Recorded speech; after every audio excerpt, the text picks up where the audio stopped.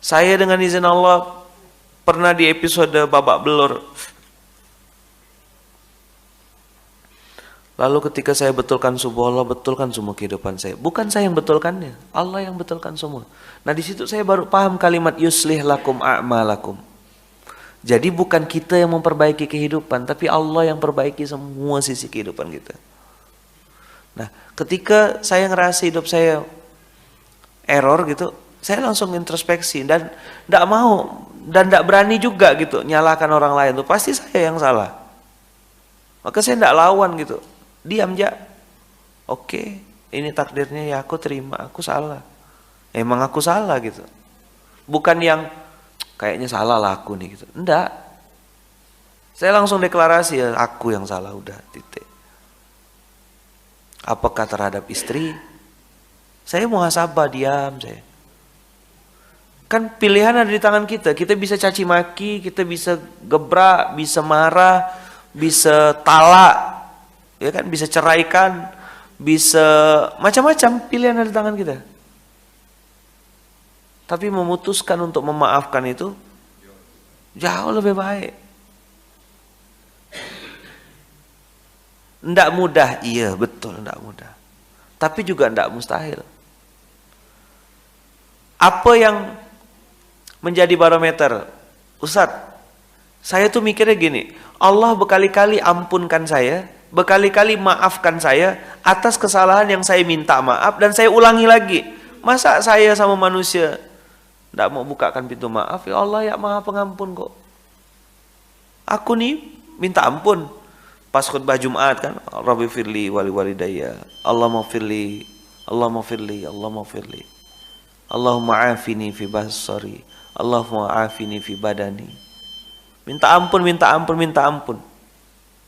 Habis Jumatan bikin dosa gitu. Iya, orang itu sandalnya sama bajunya tak matching, dalam hati batin. Padahal sholat Jumat minta ampun. Atau ketika nengok orang ngantri, ih bapak ini makan banyak, selaknya enggak. Dalam hati itu batin. Amaliat lagi bagi-bagikan fraza, kan? Lagi ngasih-ngasih makan, bagi-bagi nasi. Tapi hati ngebatin bikin maksiat. Kecil betul. Peluang kita dalam hitungan detik, menit dah berpindah dari ampunan jadi maksiat. Nah itu yang saya tadi bilang, sampaikan ke kawan-kawan. Hidayah tuh sementara. Al-Quran mengatakan, man jaa bil hasanati falahu asru amsalihah. Yang datang membawa satu kebaikan, Allah akan menggantikannya 10 kali lipat. Al-Baqarah lebih dahsyat daripada itu. Masarul ladina yunfiquna amwalahum fi sabilillah. Yang sedekah 1 diganti 700 kali lipat. Mila ngono le. Pengalamanku mbiyen iki, kok kowe pengen sugih, pengen sedekah ngenteni sugih, sak modare awakmu ora bakal sugih. Kok awakmu sesuk sedekah ngenteni utange lunas, ora bakal lunas utangmu. Pola pikirnya dibalik. Pengen sugih, sedekahlah. Pengen utange lunas, sedekahlah. Kula pun bukti. Bagaimana cara agar usaha kita diberi kelancaran tanpa kita harus cari? Oh, nggak bisa. Oh, masih ada sambungannya. Tanpa harus kita cari pelaris dan selalu diridhoi Allah. Pertama kali masuk warung ketika pagi, yang punya warung jualan, toko, ruko, dagangan di pasar, pertama kali masuk pagi baca Fatihah 1 kali. Kul huwallah 3 kali. Kul a'udzubil falak sekali. Kul a'udzubin nas sekali. Ayat kursi sekali. Saya ulang lagi. Fatihah 1 kali. Kul huwallah 3 kali. Kul a'udzubil falak sekali. Kul a'udzubin nas sekali. Ayat kursi 1 kali. Waktu masuk pertama kali barang dagang. Masuk bismillahirrahmanirrahim. Fatihah sampai habis. Bukan masuk Fatihah sekali, Allah 3 kali. Bukan itu maksudnya. Karena ada orang ketika mabuk, ini mabuk nih, dia pakai narkoba, mabuk, datang temannya, istighfar, istighfar, istighfar, istighfar. Bukan itu. Kalau disuruh istighfar berarti astaghfirullah rabbal baraya, astaghfirullah minal khataya. Nah, itu baca yang 5 tadi. Itu Ustaz dapatnya dari mana? Kebetulan saya diminta oleh alumni dari para habaib waktu Habib Umar bin Hafiz datang tahun lalu di Hotel Crown. Saya pembawa acara Habib Jin dan penerjemah Habib Umar bin Hafiz yang beri materi di hadapan pengusaha-pengusaha. Ada pengusaha yang nanya, Habib, kami ini bisnismen, gimana supaya lancar? Nah, itulah disampaikan Habib Umar bin Hafiz lengkap dengan ijazah. Pertama kali masuk baca Fatihah, Qul huwallahu 3 kali, Falaq sekali, Winas sekali, ayat kursi 1 kali. Ijazah dari beliau. Jangan lagi pakai mantra-mantra, masuk ke dalam mantra. Hai hantu segala hantu, setan segala setan. Datanglah, datang. Orang yang menjual jiwanya kepada iblis, jangan minta kepada setan. Kita ini hamba Allah, bukan hamba setan. Jangan minta kepada dukun, jangan minta kepada, tapi mintalah doa kepada para habaib, kepada para tuan guru dan kepada para ulama. Mudah-mudahan kita mendapatkan keberkahan hidup dunia dan dia. Ada santri itu nggak punya duit, terus datang kepada saya, Pak Kiai, saya minta amalan. Amalan apa? Amalan supaya memudahkan rizki saya. Loh, lah kamu sekarang bagaimana? Amalan kamu apa? Saya tanya. Saya itu sudah membuat macam-macam amalan Pak Kiai, tapi tetap saja belum datang nusratullah katanya. Jadi Allah SWT itu memberikan kepada hambanya itu macam-macam. Allah itu kuasa memberikan kepada orang iman ini kerajaan, kemudahan, harta benda, semua kasih. Seperti Nabi Sulaiman. Tapi juga ada Nabi Rasul, bahkan ini derajatnya lebih tinggi dari Nabi Sulaiman, kayak Nabi Isa alaihissalam, rumah nggak punya, istri nggak punya, apalagi anak. Ya. Ini sama-sama kekasih Allah. Yang satu dikasih kerajaan, yang satu nggak dikasih apa-apa.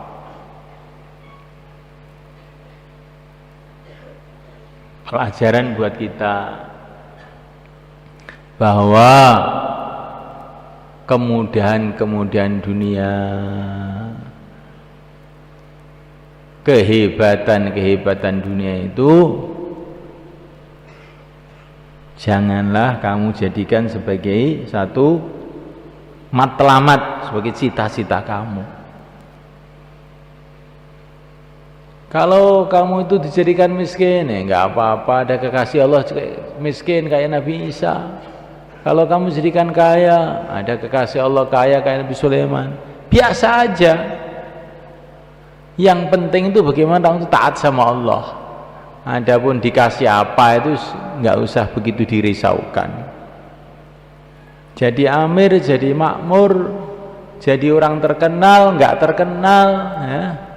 Jadi raja, jadi kuli, dunia cuma sebentar saja. Sebagaimana Allah kasih kerajaan yang begitu dahsyat pada orang iman, begitu juga Allah kasih kerajaan pada Fir'aun. Bagi Allah SWT itu dunia itu kecil saja, diberikan siapa saja. Kasihkan orang iman ya nggak apa-apa, kasihkan orang kafir ya nggak apa-apa.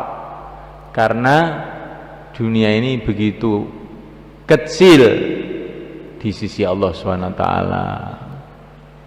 Orang itu ya cita-citanya, fikirnya adalah bagaimana nanti di akhirat yang kekal itu loh. Dunia sebentar aja. Jangan orang berpikir kalau rezekinya banyak, wah ini makbul ini. Ada santri itu nggak punya duit, terus datang kepada saya, Pak Kiai, saya minta amalan. Amalan apa? Amalan supaya memudahkan rizki saya. Loh, lah kamu sekarang bagaimana? Amalan kamu apa? Saya tanya. Saya itu sudah membuat macam-macam amalan Pak Kiai, tapi tetap saja belum datang nusratullah katanya. Nusratullah itu pikir kamu itu duit begitu toh? Kalau nusratullah itu duit, Nabi Isa berarti nggak dapat nusratullah dong. Jangan begitu. Kamu itu melarat, nggak punya duit, masih bertahan di pondok, itu nusratullah itu. Banyak yang punya duit malah keluyuran hilang. Ya. Itu sudah nusratullah. Duit untuk apa tau? Ya untuk mondok. Ya iya lah, kamu nggak usah dipakai duit, sudah mondok itu loh. Itu malah lebih hebat itu. Nah, itu sudah nusratullah lebih hebat, tanpa asbab namanya itu. Nah gitu loh.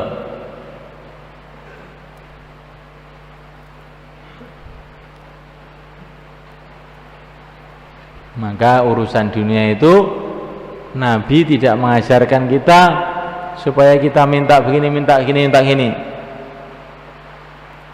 Tapi ini coba ini, Nabi Sulaiman itu kan doa, Rabbi firli wa habli mulkan la yanbaghi li ahadin min ba'di.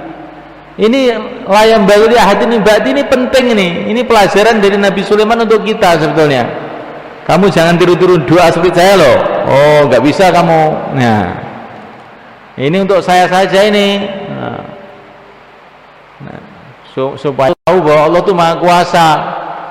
Jangan coba-coba kamu doa seperti ini, nggak akan mempan. Nah, karena kemarin saya waktu umroh itu di Masjidil Haram itu ada orang Arab tuh doa tuh, Rabbi firli wa habli mulkan la yanbaghi li ahadin, itu ngurus saja dia. Ini namanya kamu itu nggak ngerti. Nabi Sulaiman sudah bilang la yanbaghi li ahadin ba'di, kamu mau minta juga, ya nggak akan mempan, dia kesel kamu nanti.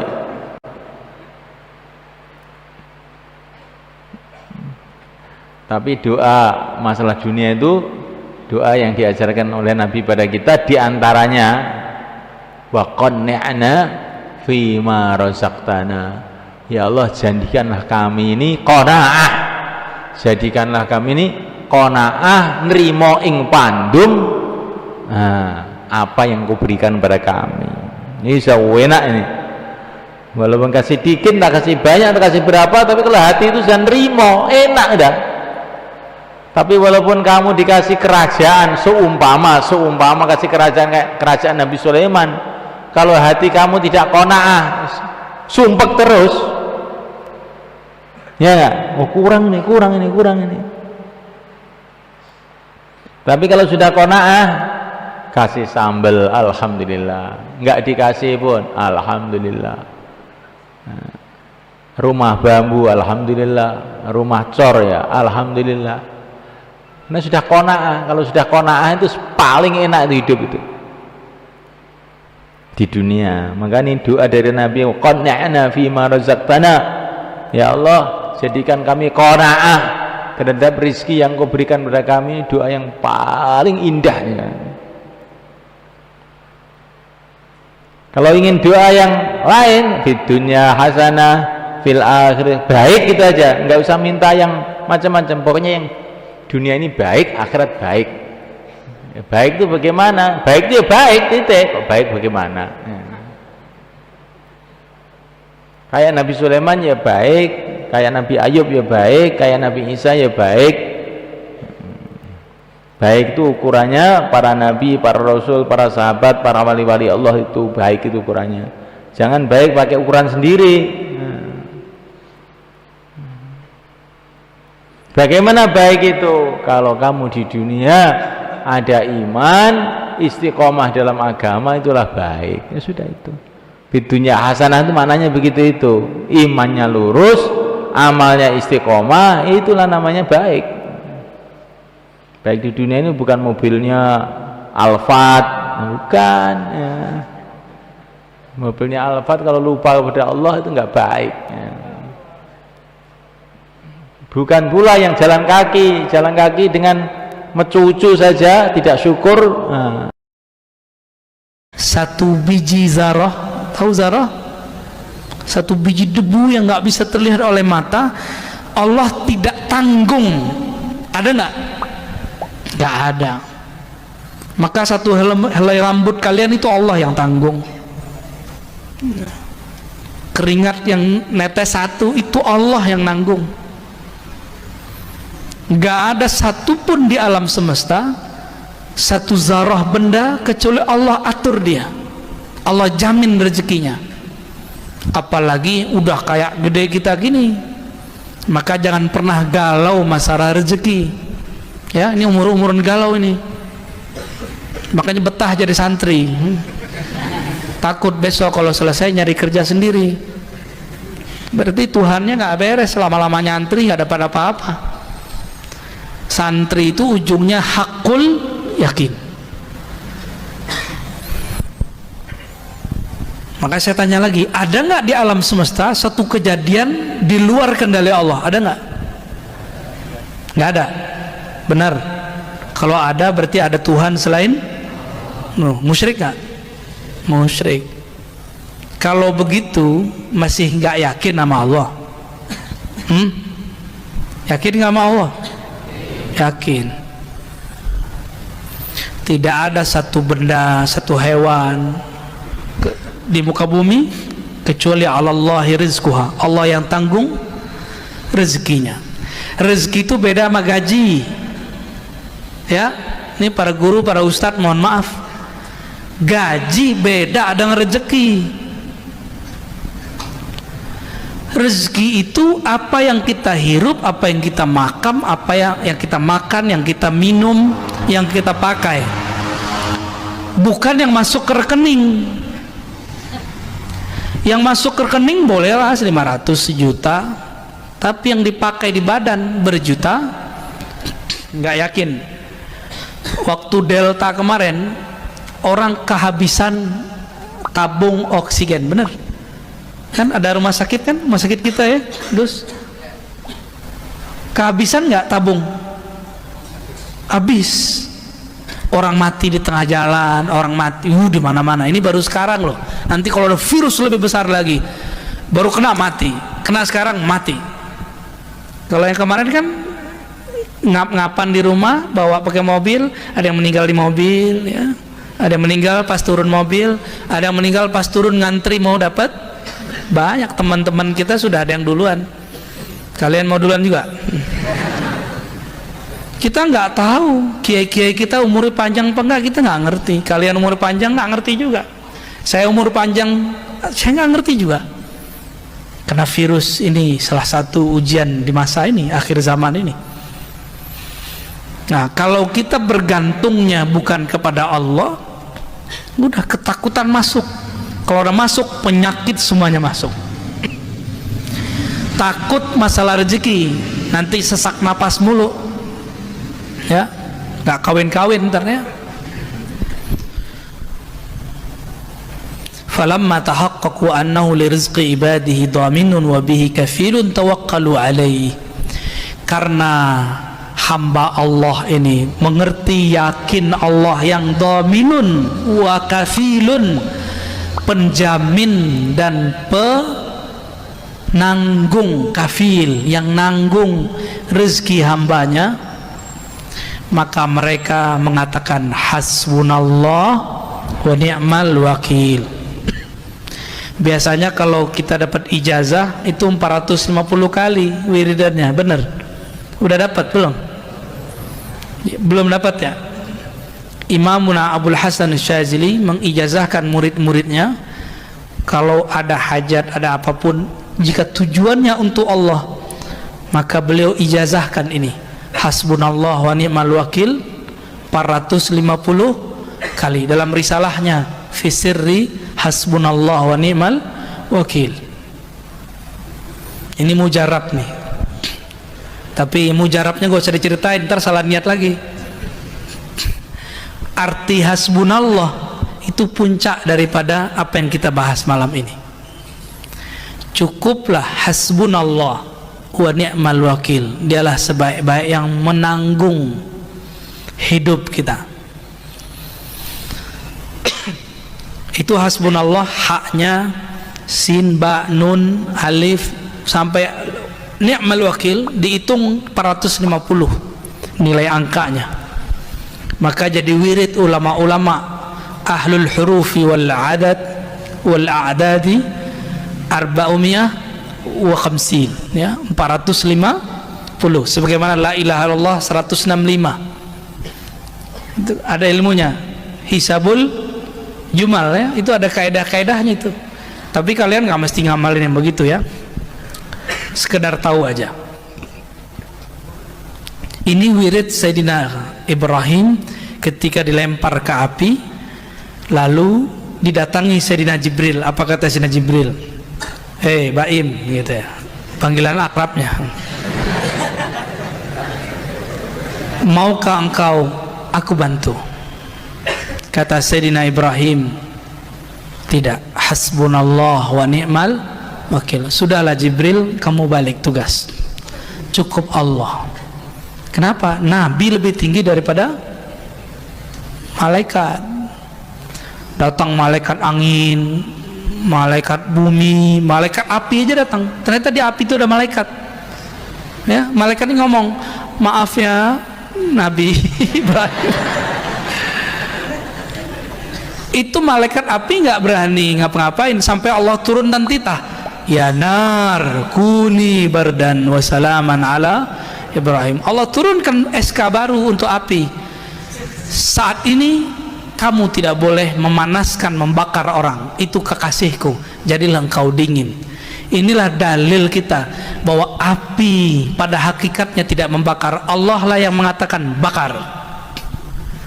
Maka api membakar karena kudrah Allah, bukan karena tabiatnya. Kalau belajar fisika kan karena tabiatnya api. Itu menurut ahlul haqa'iq syirik khafi, bahaya. Minum bukan air ini yang menyegarkan, tapi karena Allah mengatakan dan kami jadikan minal ma, daripada air segala sesuatu hayya, hidup. Maka kita karena pengen hidup, kita bertahan dengan air karena Allah berkalam pada air. Hidupkan hambamu denganmu wahai air. Hidup kita pakai air. Seandainya air nggak ada, kalau Allah masih bilang hidup, hidup nggak? Karena kita billah munazzilil ma, la bil ma. Kita billahir razzaq, la bil rizq. Kita dengan Allah pemberi razak, rizki, bukan dengan si rizki. Maka saya tadi katakan rezeki itu beda dengan gaji. Kalau gaji terbatas, kalau rezeki tidak terbatas. Kalau kiai-kiai kita sebut berkat. Ya, kalau di Betawi barokah. Ya, di kampung saya di Sumatera Barat orang Minangkabau bilangnya apa ya? Barokat. Barokat. Mahyal barakah al khair al kathir. Kebaikan yang melimpah, melimpah, melimpah. Ya, coba tanya beliau-beliau ini, gajinya nggak banyak, berkahnya yang banyak. Benar Pak Kiai ya? Amin. Kayaknya belum yakin nih. Sayyidina Ibrahim tolak semua malaikat. Tuh bayangin, coba kalian lagi wiridan didatangin malaikat, tolak aja. Nih dalilnya. Serius, ini puncak kalian riyadhah. Yang saya sampaikan malam ini adalah ujung daripada riyadhah. Udah selesai riyadhah di sini udah. Nanti datang katanya njid fulan, mbah fulan, katakan hasbunallah wa ni'mal wakil. Sorry mbah, cukuplah Allah. Kalian langsung menjadi pewaris Nabi Ibrahim alaihissalam. Langsung mau. Maka adinda para santri yang dimuliakan Allah, barangkali ini yang bisa saya sampaikan ya. Nanti kalau terjun ke lapangan pakai wirid ini 450 hasbunallah wa ni'mal wakil ya, 450 bukan untuk apa-apa, justru memantapkan, aku hanya bergantung kepada Al-Wakil, Allah yang maha tempat bergantung, tempat bertawakal kepadanya. Ya, nanti mau turun ke lapangan kan, udah ini wiridnya. Ada masalah, baca ini malam hari, baca pagi atau sore, insya Allah besok selesai, atau besoknya lagi selesai, sampai tawakulnya sah. Nabi Ibrahim api nyala-nyala, takut nggak dia? Karena beliau hasbunallah ni'mal wakil, api pun kemudian tunduk. Itu kalau orang melihat dengan mata batinnya, itu mereka melihat api itu sujud kepada Nabi Ibrahim, sujud semuanya. Itulah makna kuni bardan, sujudnya api, dia dingin di hadapan orang yang dia sujud. Ya, mau ngamalin hasbunallah wa ni'mal, puncak semua riyadhah, puncak semua mujahadah. Kalau ma'rifat ada lagi di atas ini, tapi kalau riyadhah ini puncaknya. Inilah modal dai ilallah, ya, dai kepada jalan Allah Subhanahu wa ta'ala. Ya, bagi yang mau terima ijazah dari saya. Ada satu konsep begini teman-teman sekalian. Subhanallah, saya tidak tahu ya, saya pun pribadi butuh memperbaiki terus diri saya, dan saya ajak teman-teman untuk itu. Pangkal kaya itu adalah sedekah, bukan pangkal kaya itu nabung.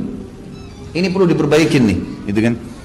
Karena ada prinsip kapitalis yang mengatakan ya, menabung pangkal kaya, dan ini orang Islam banyak yang pakai nih konsepnya. Terus dapat gaji nabung, terus gini. Dan orang kalau sudah menabung, mudah nggak untuk ngeluarin? Hah? Susah. Karena dia targetnya menabung. Dari 1 juta kapan 10 juta, 10 juta kapan 100 juta, kapan 1 miliar. 1 miliar, manusia nggak bisa kenyang, nggak bisa puas. Kata Nabi SAW, manusia tidak akan puas sampai tanah kuburan dimasukkan di mulutnya. Nggak bisa. Ini kalau antum mau punya mobil, begitu Allah kasih mobil, wah pengen 2 mobil, pengen ganti. Oh sudah ketinggalan nih, sudah 1 tahun yang lalu, dan seterusnya.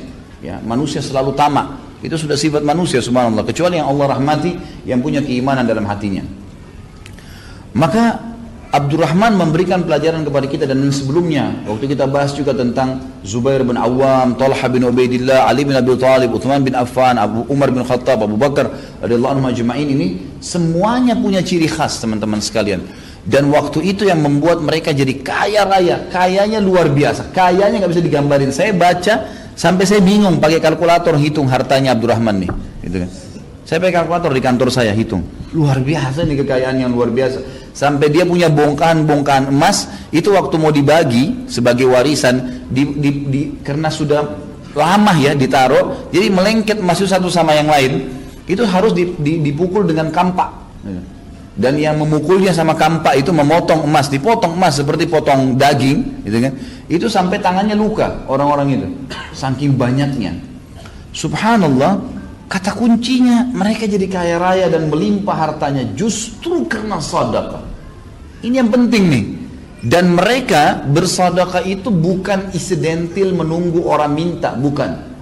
Ciri khas mereka adalah mereka keluar mencari orang. Ini yang hilang dari kita nih. Jadi kita mungkin ada yang suka gemar sedekah, tapi pada saat lihat, oh ada orang miskin, kesian kasih. Itu sudah umum teman-teman sekalian. Yang tidak umum, programkan tiap hari keluar cari orang miskin sedekah. Ini ciri khasnya sahabat nih. Jadi mereka menganggap itu program hidupnya. Bahkan di kalangan ahli sejarah mengatakan para sahabat melihat memberikan sedekah di jalan Allah lebih mereka dahulukan daripada mengisi perutnya yang sedang lapar. Bayangin.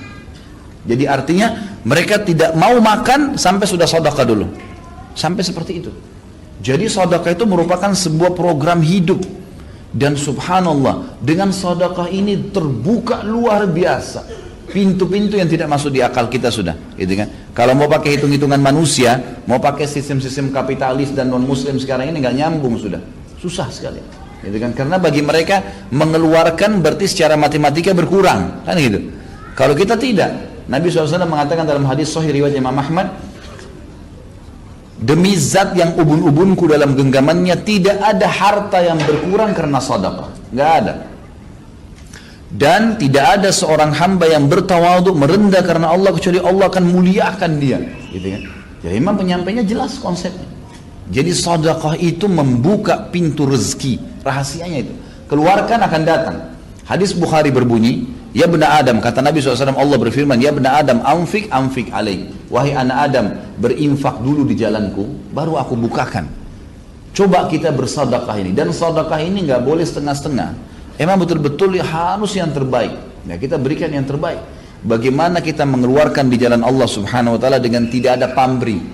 Karena kita tidak bisa, teman-teman sekalian, mendapatkan ikan paus dengan pakai ya pancingan yang kecil. Untuk mendapatkan ikan paus, ikan yang besar, itu butuh kapal-kapal tanker yang besar, gitu kan. Artinya, korbankan sesuatu yang besar, akan datang yang besar. Dan Allah Subhanahu wa taala dengan kemahamurahannya, kita kalau keluarin 1 juta nih, Allah nggak balas 1 juta, enggak. Allah Subhanahu wa taala akan balas kita 100 juta. Lebih besar. Efek ibadah itu kalau kita kerjakan, balasannya berlipat-lipat. Kita sudah tahu balasannya 10 sampai 700 kali lipat. Ini bukan hanya dalam masalah pahala puasa, masalah sholat, tidak. Masalah sedekah itu pasti dijanjikan bisa 10 sampai 700 kali lipat yang dibalaskan. Itu sudah jelas. Tadi hadis berbunyi tidak akan berkurang harta karena sedekah. Kalau kita keluarkan sebagai ibadah, itu akan dibalas oleh Allah 10 sampai 700 kali lipat. Ini janji. Dan kita tahu innallaha la yukhliful mi'ad. Allah tidak akan pungkiri janjinya. Wa man asdaqu minallahi qila. Siapa yang lebih jujur daripada Allah dalam pernyataannya? Enggak ada. Ini janji. Ini ciri khasnya sahabat. Tahu betul janjinya Allah. Tahu betul apa yang disampaikan Nabi SAW benar. Enggak mungkin salah. Maka mereka terapkan dalam kehidupan mereka. Coba diperhatikan bagaimana perilaku-perilaku para sahabat pada saat mereka bersedekah. Mereka selalu memberikan yang terbaik. Bahkan yang mereka berikan itu minimal sama dengan apa yang tertinggal di hartanya. Jadi misalnya mengeluarkan setengah harta, itu minimal perilaku mereka itu. Ya. Jadi ada yang mengeluarkan sampai seluruh hartanya dikeluarkan. Ada yang mengeluarkan minimal setengahnya. Ini luar biasanya. Mereka selalu melakukan perbuatan tersebut dengan keyakinan ini tidak akan berkurang harta karena bersedekah. Allah Subhanahu wa taala akan mengembalikan kepada kita berlipat-lipat ganda, dan diantaranya bukti nyata Abdurrahman bin Auf. Abdurrahman radhiyallahu anhu pada saat tiba perang Badar, beliau sempat bersedekah dengan 2000 dinar. Dan pada saat itu Abdurrahman di perang Badar masih baru memiliki harta 4000 dinar dikatakan. Jadi seluruh uang yang dia miliki itu 4000 dinar. 1 dinar ini teman-teman sekalian kalau kita kurskan di hari sekarang sekitar 1.600.000. 1 dinarnya, gitu kan? Ini subhanallah kurang lebih nilainya itu 32 miliar. Keluarkan di jalan Allah setengah yang kita milikin. Gini ada deh contoh rasional, teman-teman coba kalau pas lagi di kantongnya sekarang ada 50.000 dua. Anggaplah uang 50.000 satu utuh, yang 50.000 kedua itu ada pecahan 10.000, 5.000, 1.000. Kemudian lewat celengan masjid, lewat fakir miskin, kira-kira yang mana antum keluarkan? Hah? Kira-kira bisa nggak, mampu nggak melawan jiwa kita untuk menarik yang 50.000 utuh, bukan pecahan, yang 50.000 utuh. Abdurrahman memberikan pelajaran kepada kita teman-teman sekalian, rasa yang ada secara eksternal dari tubuh dan perasaan yang ada internal dalam tubuh itu ditundukkan untuk Allah Subhanahu wa taala. Luar biasa. Jadi ini ditundukkan untuk Allah. Ini penting ya. Rasa takut, rasa suka, rasa sedih, rasa tunduk dan itu semua dikembalikan kepada Allah Subhanahu wa taala. Abdurrahman radhiyallahu anhu memiliki setengah harta dan masih baru menggalang ya usahanya. Maka yang dia keluarkan pada saat dipanggil jihad setengahnya. Langsung 2000 dinar pada saat itu dikeluarkan oleh Abdurrahman.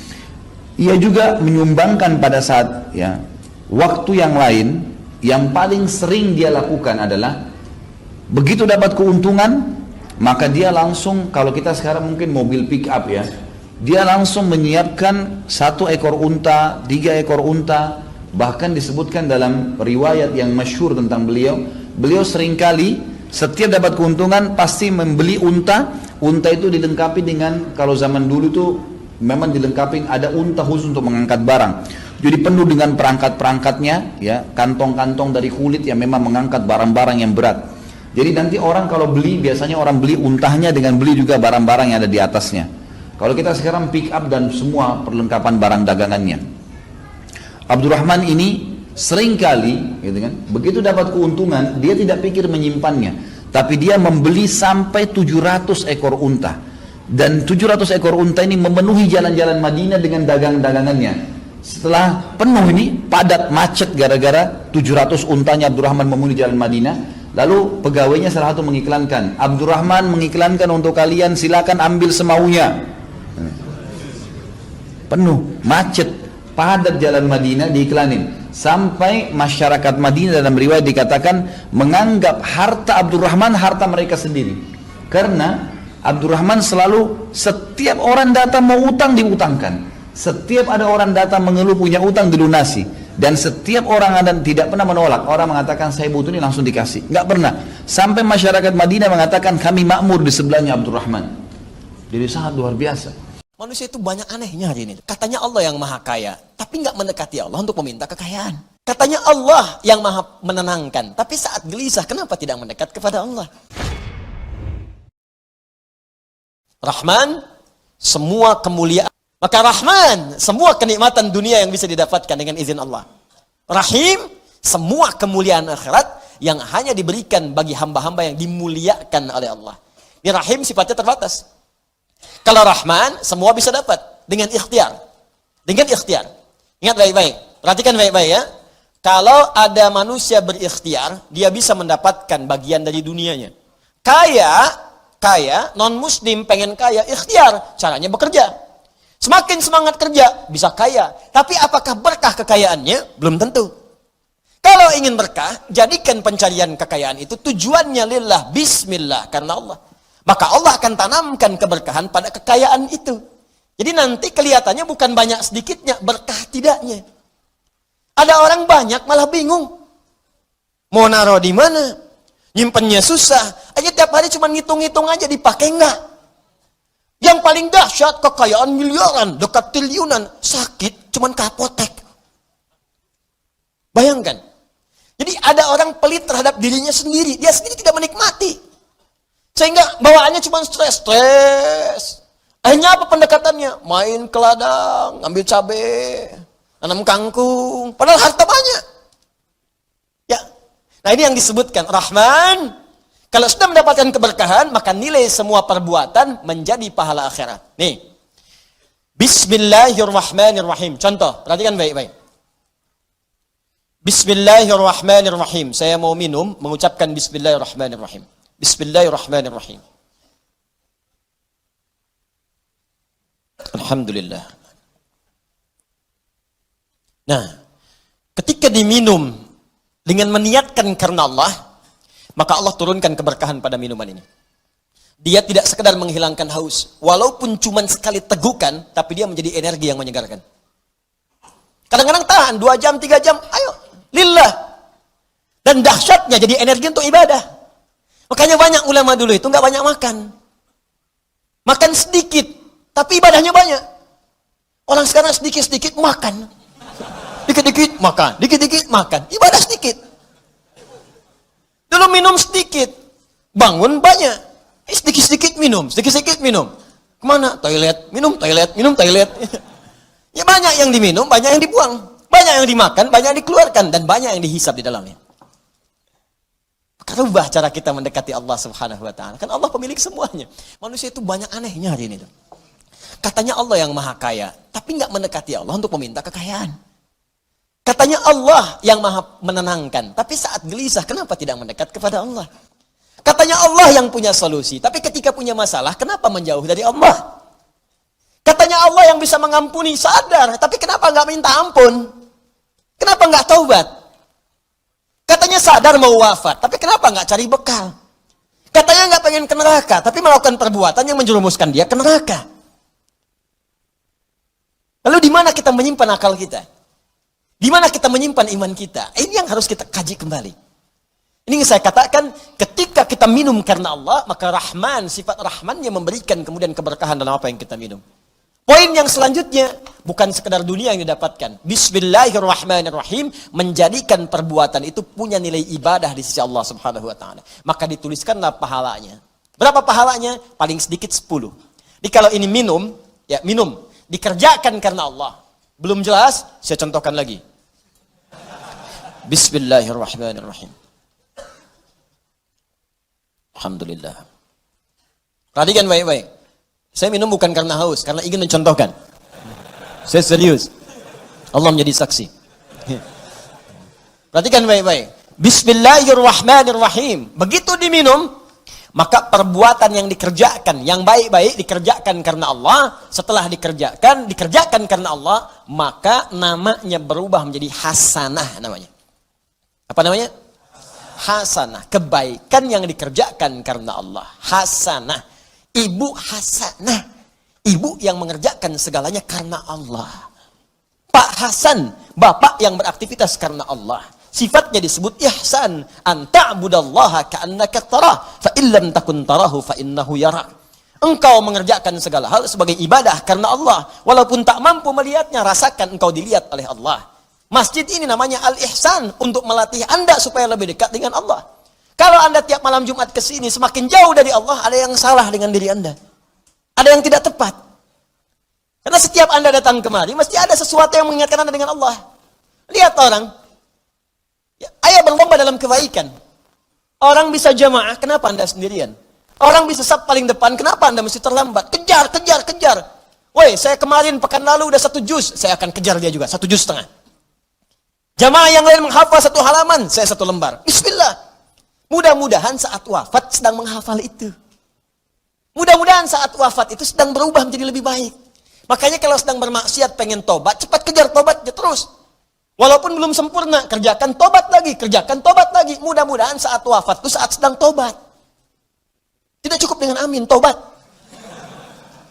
Ya, hasanah. Kalau sudah perbuatan jadi hasanah, maka poinnya 10. Dari mana taunya Ustaz? Allah yang sampaikan, Quran surah ke-6 ayat 160. Man jaa'a bil hasanati. Siapa yang mengerjakan satu kebaikan yang nilainya hasanah, punya nilai akhirat. Falahu asyru amthaliha. Maka dia mendapatkan 10 poin dari hasanah itu. Poinnya jangan dihitung 1, 2, 3, 4, 10, tidak. Saya sering katakan, itu bisa 500 tahun jaraknya 1 ke 2, 3 ke 4, dan seterusnya. Ketika seorang mengalami sakaratul maut, berandai-andai, laula akhartani ila ajalin qarib, kembalikan kami ke muka bumi sedetik saja. Fasaddaqa, pasti bersedekah. Ibnu Qayyim al-Jauzi menjelaskan kenapa tidak disebut sholat, puasa, haji, tapi malah sedekah. Pertama, karena sedekah sangat meringankan sakaratul maut. Kedua, lampu yang paling terang di alam kubur. Yang ketiga, pintu surga yang paling besar terbuka adalah as-sakhaya, yang dilewati oleh orang dermawan. Kemudian yang keempat, tanda ibadah diterima adalah senangnya sedekah. Yang kelima, paling sulit menghadapi hisab adalah harta. Dari mana harta didapat dan dikemanakan. Maka bersyukurlah hamba Allah yang mensedekahkan jariah hartanya, walau dia wafat, harta itu terus mengalir. Kulo nu di konco niki kisah nyata, sugih banget. Sangat-sangat sugih. Anake kiai. Nggih, tapi ra iso ngaji, tapi rontok tahu krungu ngaji, sugih gara-gara pedagang. Nggih barokah uripe, sugih tenan. Dekne kagum mbek Rasulullah itu sederhana. Dia itu pernah dengar Nabi itu dawuh, "Inna wa ta'ala ja'ala tis'ata asyari rizki fit tijarah." Allah itu membuat 9 dari 10 rizki itu fit tijarah. Andaikan rizki itu 10, 9-nya itu fit tijarah. Jadi betapa barokahnya tijarah. Ini alasannya sederhana. Ini macam pedotan anak kiai tadi ya rada krungu-krungu sithik cek eling lah memori di Mbah Halim cek eling. Tapi saiki wis kedonyan. Ya masuk akal. Pak Bah, menurut saya ibadah paling baik itu berdagang. Kiai sekali medit itu ben neraka, Pak. Perkarane ora tau ngamal. Nek pedagang ora tetep swarga. Kok iso ceritanya? Kiai kan sering salah nempel wong. Sekali medit neraka, duit ra golek kok medit ya. Mungkin anak kiai dadi wani ngritik kiai. Lah pedagang medit lha itu tetep lomo, Pak. Misalnya aku pedagang medit. tetap bayari supir, bayari satpam, bayari tukang pel, karyawan. Karena tak bayari ra gelem kerja, nek kerja aku malarat. Jadi pedagang medit lah kan tetap bayar UMR kan. Jadi pedagang ora iso medit Bapak, gelem ra gelem bayar. Mulane barokah untuk rezeki songo iku jare. Yo medit itu praktek tenan dene, tapi dene ndek keyakinan medit itu tetap barokah. Dan saya setuju Bang dengan pendapat dia. Ini kanca-kanca sing meragi mriki, nek kepengin medit barokah iku dagang. Misal kowe bayang medit lah, asal tetap bayar gaji lho, nggih nang medite kebablas. Lho nggih to pedagang ku sak medit-medit asal bayar gaji kan barokah to nggih. Artinya simbiosis rezekinya akan kemana-mana kan? Saling ke base. Ayo bayari supir nggih, kernet, tukang cuci, engko mobilnya wayahe ngetap oli, wayahe nyervis bengkel. Itu berapa sistem rezeki? Pemene nak pabrik karyawane 2000. Kuwi iku ya ana sing mondok, ana sing wong saleh dadi karyawan macam-macam. Ya ana bener e. Dadi dekne ngidolakno nabi mergo nabi ku pedagang. Ora ana Pak ning sejarah nabi ku kiai sing ana tak wis nabi kok dadi kiai cangkemmu. Wah terus to dindi. Yen alasane ora ana sejarah nabi ku kiai, anane nabi ku tajir pedagang. Cangkemmu wis dadi nabi kok dadi kiai barang. Oh, ngomong aja keluar lho, pokoke pedagang ngono ae ora usah